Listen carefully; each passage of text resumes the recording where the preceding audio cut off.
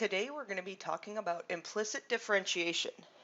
And you use implicit differentiation when you can't solve for y in an equation. And you'll see in the examples there's no possible way for us to solve for y. So just as a reminder, dy dx means the derivative of y with respect to x. That's going to be important to us. D dx, that's the derivative of x with respect to x. We should be writing that after every time we take the derivative of x, but we don't.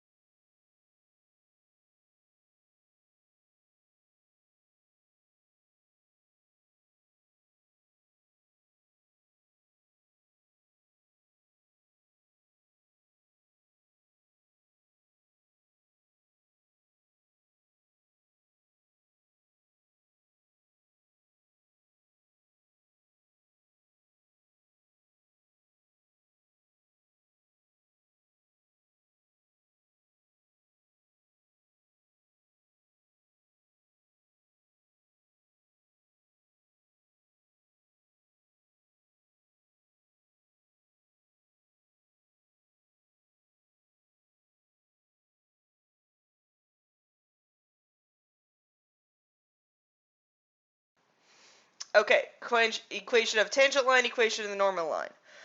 Okay, so we take our derivative. Derivative of the first, leave the second alone, plus, leaving the first alone, derivative of our second.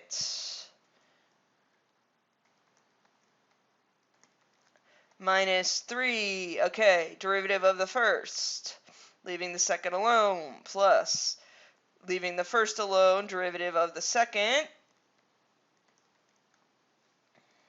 and then derivative of 4 is 0, derivative of 0 is 0. Okay, now, what you could do is you could solve for dy dx here, but I don't want you to do that. I want you to plug in negative 1 and 1.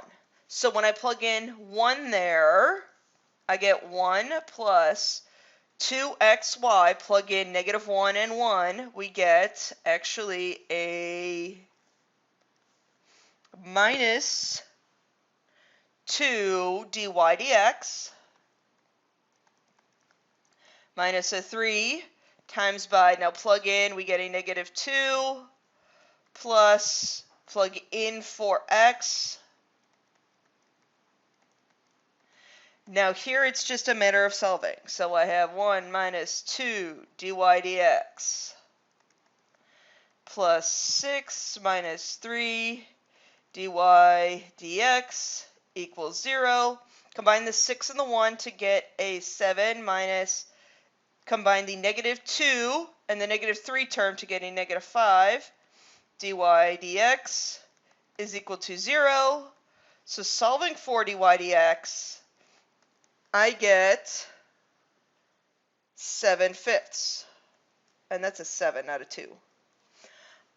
I added the 5 over and then divided.